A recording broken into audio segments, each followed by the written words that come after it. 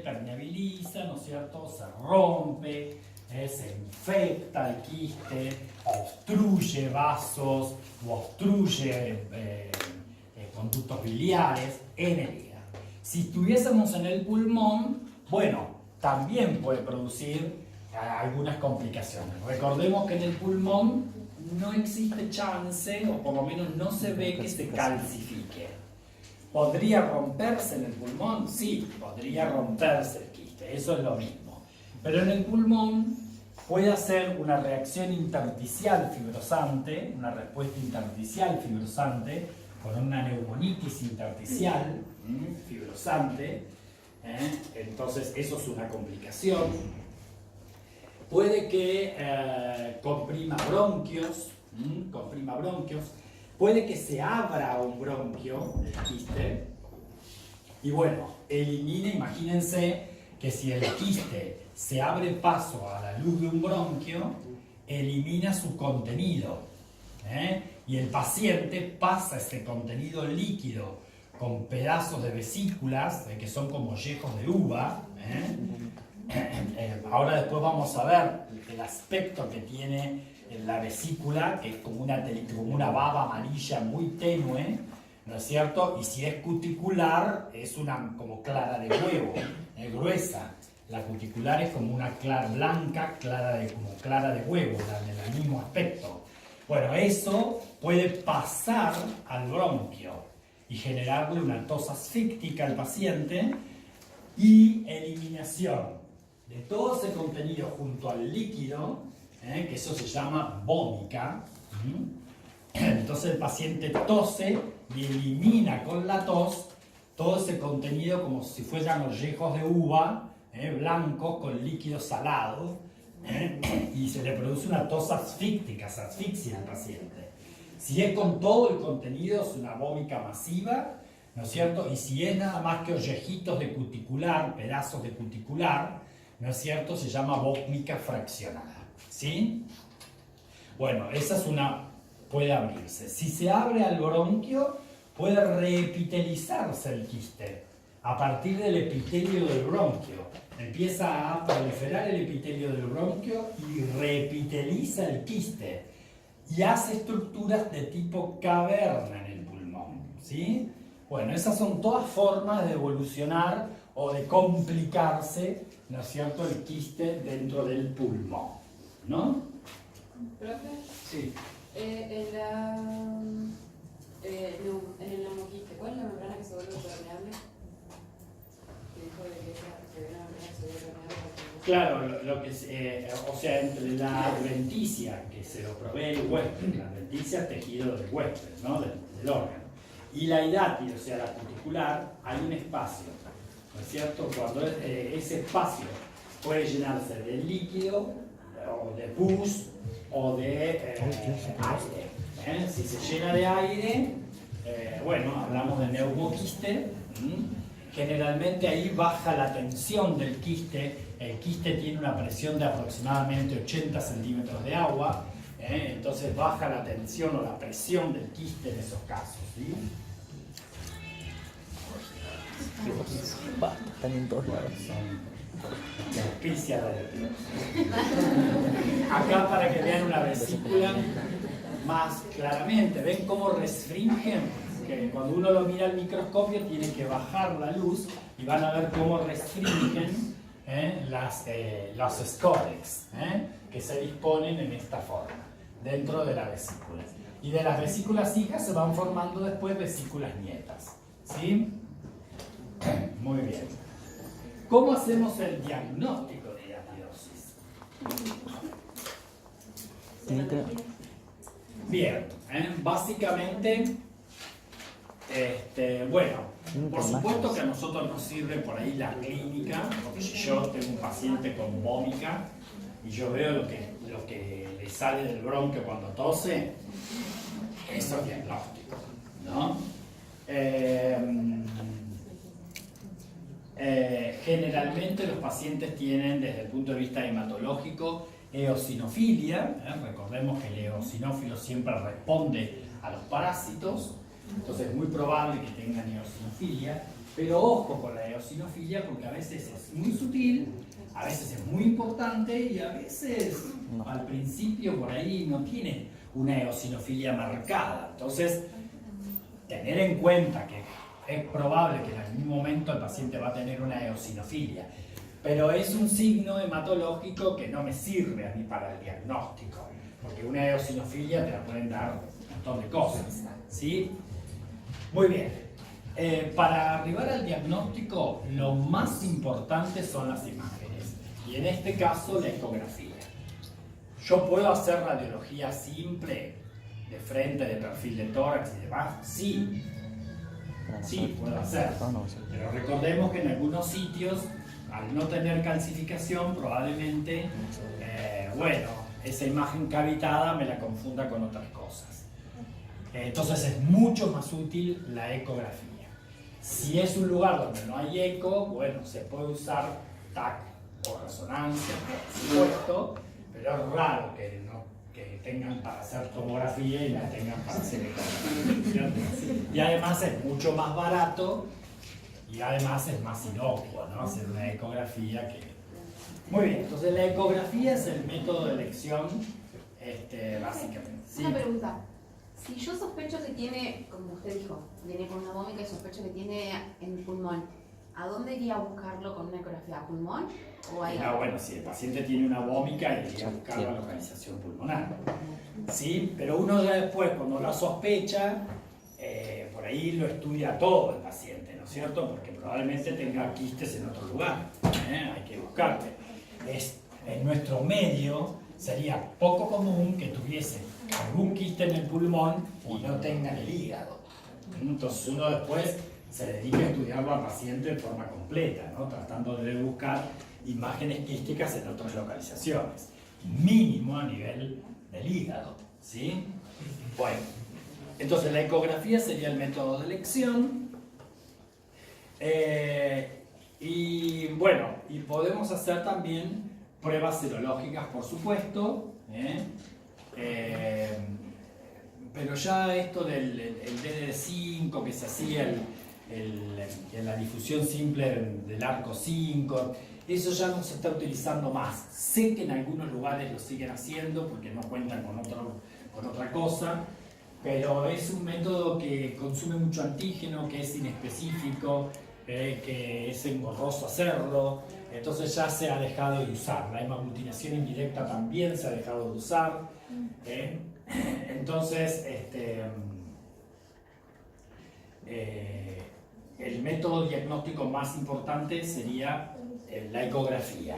De hecho,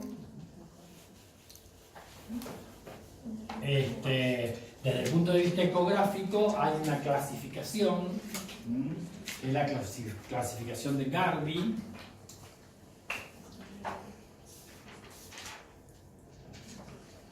que los divide en distintos tipos a los quistes, ¿sí?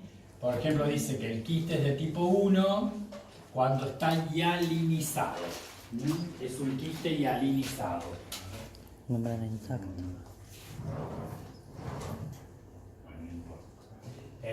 Hialinizado. ¿Estás a otro color, profe? ¿Qué es cambio hialino? Es cuando Básicamente el es el microscopio puesto, óptico ve un tejido homogéneo, eosinofílico, vítreo, al microscopio óptico. Veo una imagen de una pared, ¿no es cierto?, con aspecto hialinizado. Engrosada y hialinizada. ¿Sí? 2. Cuando el quiste está plegado.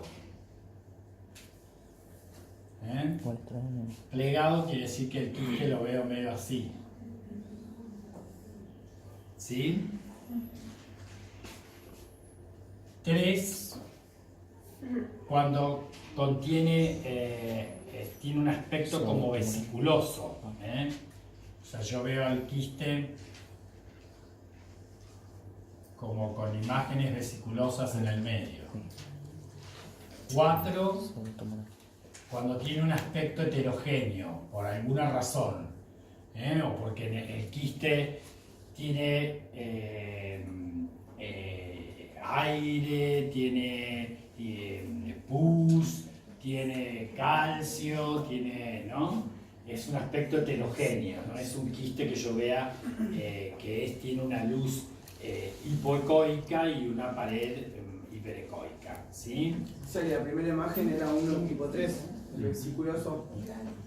¿Cómo? O sea, la primera imagen que mostró, profe, era un vesiculoso. O sea. Y yo no mostré imágenes ecográficas. No, es ecográfico, claro. Ecográficamente, Y 5 es cuando se ve calcificado. Estaba viendo la del microscopio. Estos son imágenes ecográficas. Profe. La clasificación de Garvey es una clasificación ecográfica. Profe, Ustedes hacen la ecografía, ven una imagen con características quísticas, ¿no? Si esa imagen está calcificada, se dice que es un quiste de tipo 5 de Garvey, o es un Garvey 5. ¿Sí? Si tiene un aspecto, qué sé yo, heterogénea la imagen, le ponen 4, vesiculosa le ponen 3, plegado le ponen 2, y con aspecto así vítreo, le ponen 1. ¿Sí? Eso es una clasificación ecográfica. ¿No la ecografía es tanto el quiste formado o roto cualquiera de los códigos? Sí, sí, para buscar quistes. La ecografía, además, de por sí, ¿no es cierto?, es un método de imágenes útil para diferenciar lesiones quísticas de sólidas. Es el mejor método para diferenciar imágenes quísticas de imágenes sólidas. ¿Sí? Entonces es lo más útil.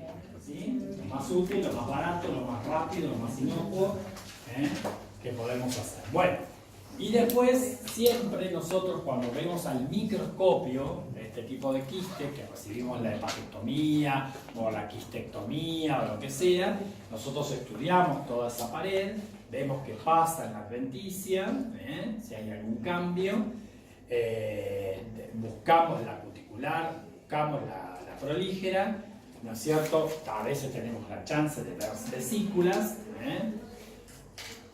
pero para quedarnos tranquilos de que eso efectivamente es un quiste hidratídico, siempre buscamos escólices, ¿sí? Que se ven de esta manera, ¿sí? Scolex.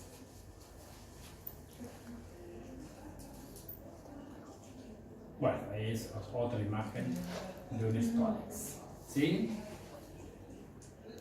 Hay que buscarlos, restringen y hay que buscarlos con paciencia. A veces vemos muchos y a veces hay que estar un rato largo, buscando hasta que uno encuentra uno. ¿Sí? ¿Más o menos quedó? Entonces, saber de qué se trata esta enfermedad, quién la produce, qué características tiene el Echinococcus, cómo nos los contagiamos, el ciclo en el animal, el ciclo en el humano, las localizaciones más importantes, las características estructurales del quiste, debemos conocer, cuáles son sus probables complicaciones, y bueno, y básicamente qué métodos utilizamos para hacer el diagnóstico de esta entidad. ¿Sí? Recordad que es una entidad muy frecuente en nuestra zona, eso lo van a ver muy frecuentemente. Y ni hablar que hagan cirugía. Bueno, pasamos entonces al próximo preparado. Yo acá evité una foto normal, ya lo hemos visto en otros preparados, pero acá tenemos elementos para hacer el diagnóstico de órgano. Por eso que evité poner una foto totalmente normal para no entrar en repetición, ¿no? Pero bueno, vamos mirando esa fotito a ver qué nos parece.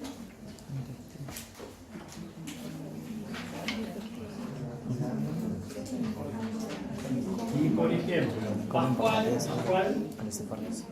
Pascual, así lo voy conociendo porque todavía no lo tengo. ¿Qué ¿Qué te parece? A ver, ¿cómo describirías este campo, esta imagen? Veo una imagen muy sinófila con... A ver, cuando describimos un campo o describimos una histología, siempre ustedes me tienen que decir, veo un corte, ¿no es cierto?, que corresponde a un órgano hueco o a un órgano sólido. Eso es básico, ¿no es cierto? Si es hueco, ¿por qué es hueco? Y describo ese por qué. Y si es sólido, ¿por qué es sólido? ¿Sí? Y después empiezo a describirlo sistemáticamente. ¿Sí? Entonces, ¿qué les parece? ¿Eso te parece que es un campo que muestra un corte de un tejido hueco? ¿De un órgano hueco o de un órgano sólido? ¿Un órgano sólido? ¿Están todos de acuerdo? ¿Por qué no están de acuerdo? Porque tiene una mucosa en superficie, ¿sí? Veo una mucosa, y una mucosa con características muy particulares que me ayudan al diagnóstico de órgano, ¿sí? Entonces, Juan Manuel, ¿qué características tiene esa mucosa? Se ven glándulas secretoras y se ven células caliciformes.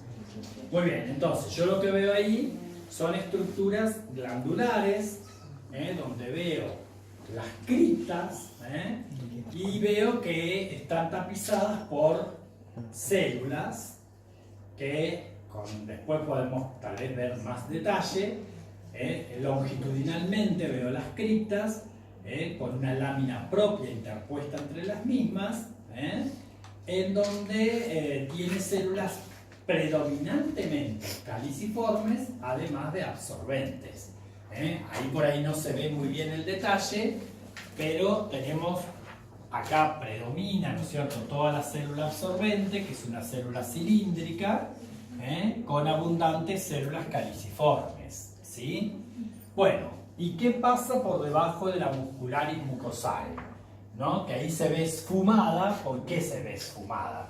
No la alcanzo a ver, visualizar bien la muscularis mucosae donde asienta esta mucosa.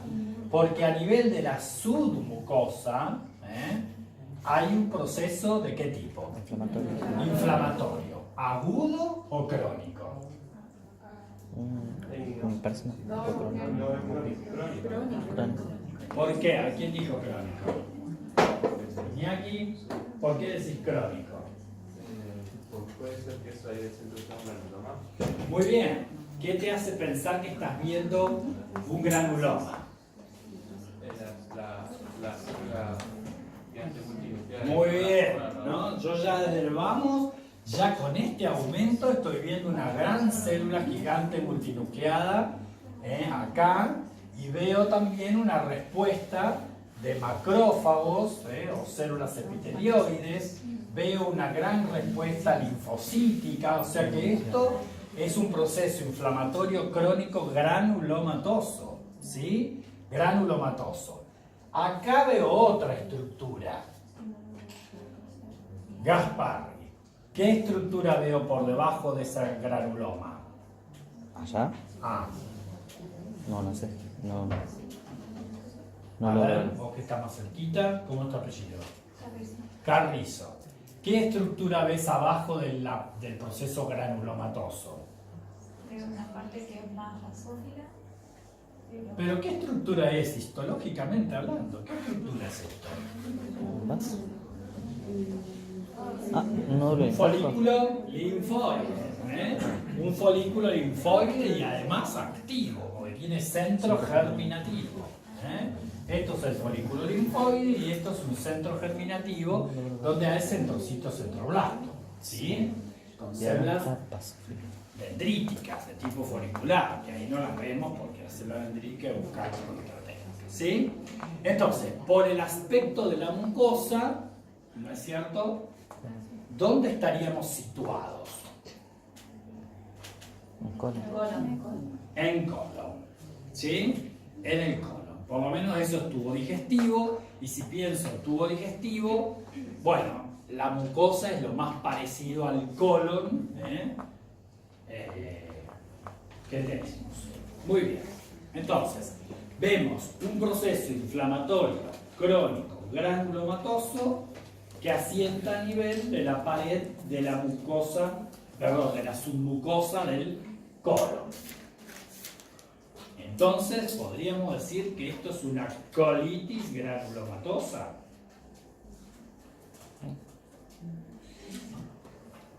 Bueno, no es esa entidad propiamente dicha, ¿sí?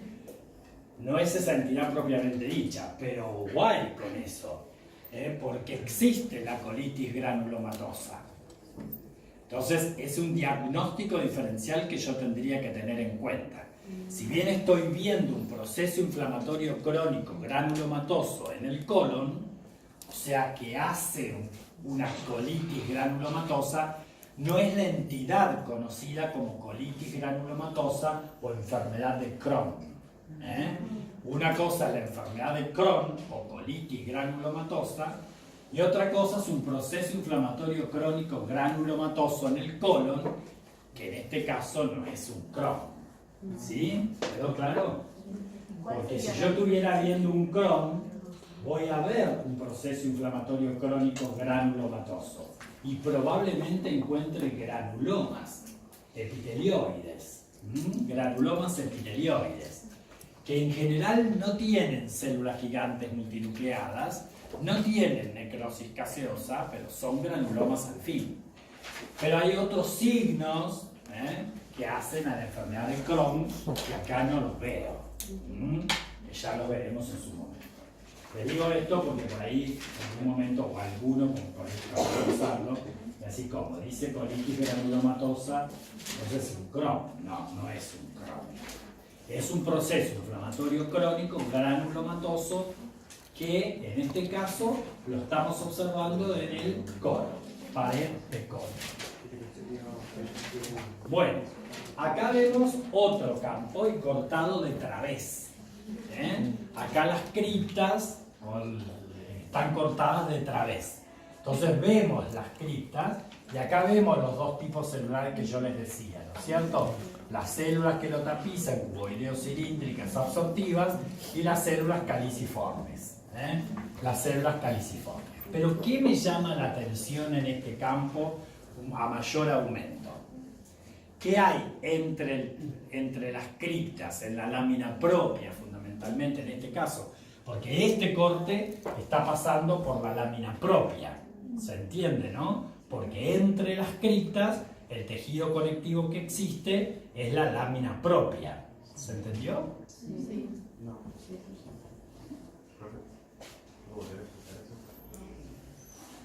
Sí, o sea, el corte que vemos en segunda instancia está pasando por acá. Esto es la lámina propia entre las criptas, ¿sí? Lo que está por debajo de la muscularis mucosae es la submucosa, ¿sí? Yo acá estoy viendo ahora un corte transversal que compromete la lámina propia, donde veo cortado de través las criptas de Lieberkühn, y entre una cripta y la otra cripta hay lámina propia con un infiltrado, ¿sí? Inflamatorio. Eso para que se ubiquen, básicamente, ¿no? Entonces, el infiltrado inflamatorio que veo entre las criptas, ¿es agudo o es crónico? Bueno, es crónico, recién lo dijimos, ¿cierto? Es crónico. Pero acá veo que lo que predomina es ¿qué célula? ¿Son linfocitos? Bueno, no. Hay alguno, pero no es el que predomina. ¿Son plasmocitos? También hay algunos, pero no para mí. Hay algunos, por ejemplo este. Este es un plasmocito, ven que tiene el núcleo excéntrico y el arcoplasma. Pero no es el que predomina. Acá todas las células que casi yo veo aquí son macrófagos, histiocitos. Histiocitos.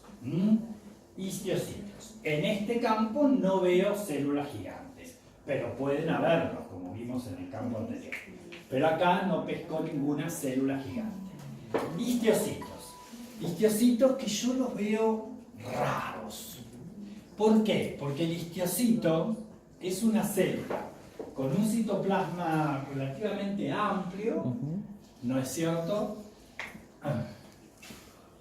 Que tiene generalmente un núcleo medio arriñonado, pero tiene un citoplasma celeste clarito. Acá el histiocito parece que estuviera lleno de algo. Lo veo como muy eosinófilo, con un aspecto así como fibrilar, como si tuviese un contenido.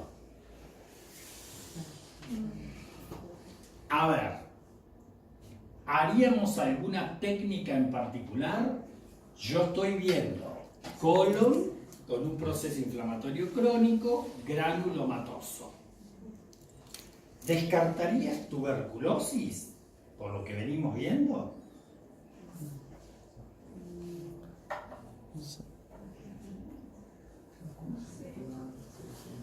¿Descartarías tuberculosis? Yo te digo, mirá, la biopsia que me mandaste de colon tiene un proceso inflamatorio crónico granulomatoso con algunas células gigantes de tipo Langhans. Vos, como cirujano, me decís, ¿qué? Hay que realizar el Nielsen igual para... Hay que descartar tuberculosis. Yo les dije que la tuberculosis era el proceso inflamatorio crónico granulomatoso por excelencia y más frecuente. ¿Sí? Está bien. No les estoy mostrando necrosis gaseosa, pero digo, pueden tener. por ahí en la foto no la veo, no está todavía. Entonces, todo proceso inflamatorio crónico granulomatoso se debe descartar la TBC. Por lo tanto, hacemos un Nielsen y buscamos y nos encontramos el bacilo de Koch. Siempre lo hacemos. O sea que esto amerita que se le haga un Nielsen. Se le hizo un Nielsen, ponele, fue negativo. No hay bacilos dentro de esa, ¿cómo se dice? De esos macrófagos. ¿Sí? Pero bueno, y si esto fuera una TBC y en colon, la localización más común, que eso hay que tenerlo presente para el diagnóstico, porque si yo pienso en tuberculosis y estoy viendo colon, me obliga a mí a preguntar, ¿de dónde hiciste la biopsia? Porque si yo pienso en TBC colónica, que podría ser una diseminación de un foco pulmonar, rara vez primaria, casi siempre es por diseminación de un foco pulmonar, pero la localización colónica, ¿no es cierto?, es frecuentemente ¿dónde? Las lesiones que nosotros solemos ver si es colónica. Básicamente a nivel iliocecal, o sea que tendría que ser una biopsia de ciego esto. Porque la localización colónica o intestinal, por decirlo de alguna manera, tiene la tuberculosis como localización más frecuente, dentro de lo raro, a nivel iliocecal en primera instancia y después recto anal en segundo lugar. Pero iliocecal, ¿se acuerdan que yo les hablé de cuando es iliocecal se llaman granulomas de Dieulafoy, ¿sí? O tuberculosis de Dieulafoy, o como quieran, tubérculos de Dieulafoy. Es tan específico que tiene hasta nombre, especial, ¿sí? Bueno, me obliga a descartar. ¿Qué otra técnica harían ustedes especial viendo un proceso de tipo granulomatoso? Además del Nielsen, ¿qué otra técnica especial le pedirían y por qué? ¿Un PAS? Le pediríamos un PAS. Nos obliga a pedirle un PAS. ¿Por qué? ¿Quién dijo PAS? ¿Quién dijo PAS? ¿Por qué le pedirías un PAS? ¿Con qué intención? Buscando Para descartar otras patologías infecciosas que sean... Bueno, sí. O Estamos buscando un proceso infeccioso. Si tiene un proceso inflamatorio crónico granulomatoso, los hongos. Porque esto Hay que no es un descartar. carcinoma tipo cuerpo extraño. Por eso hay que descartar los hongos. Bien, con intención de ver si es una micosis. Si es una micosis. Bueno, se puede hacer el PAS y en este caso que vamos a mostrar se puede pedir Giemsa. Sí. Con Giemsa también se ven muy bien, pero con PAS se ven excelentemente bien. Profe, ¿micosis no se ve con Nielsen también? ¿Las micosis no se ven con Nielsen también? No.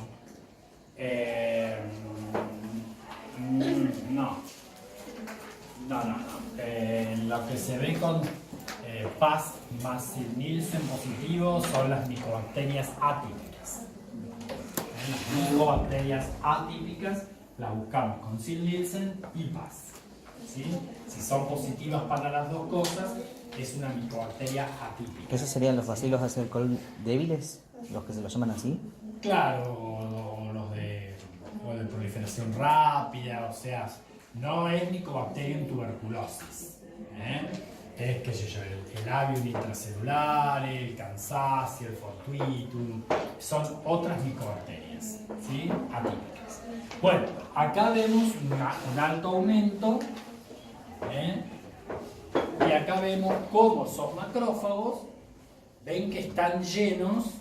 Esto es un alto aumento y una inmersión. Entonces pone una gotita de aceite en inmersión y se ve así de grande.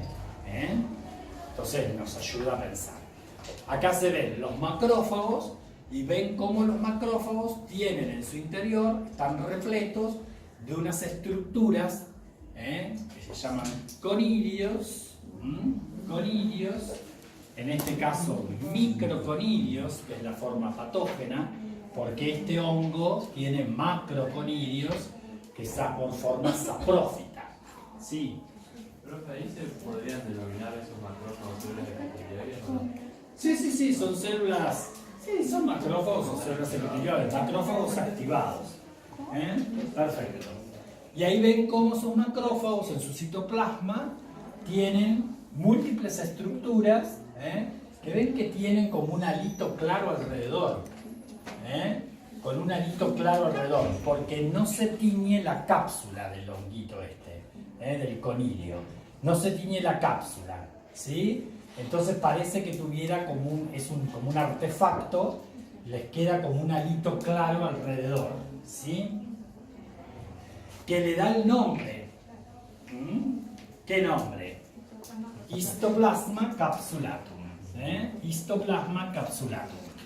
Este es, junto con los coccidioides y con los paracoccidioides, son hongos dimórficos, ¿sí? Y bueno, esta que se llama enfermedad de Darling, que fue descrita en el Canal de Panamá, esta enfermedad, en nuestro país es común en la pampa húmeda, ¿sí? Entre Ríos es muy común, en Buenos Aires es muy común, bueno, pero acá la vemos, cada tanto la vemos, y tiene varias formas clínicas de presentación, ¿sí? En el hombre tiene varias formas clínicas de presentación. En más del 90% de los casos es subclínica o asintomática la presentación, donde uno lo detecta a través del viraje cuando hace el intradermo reacción a la histoplasmina. Hace la reacción esa y ve que hay un viraje de negativo a positivo y el paciente no tiene ningún síntoma, ¿sí? Esa es la forma clínica más común, más frecuente, que como mucho a veces hacen como un infiltradito en el pulmón, hace como un infiltradito en el pulmón, radiológicamente hablando,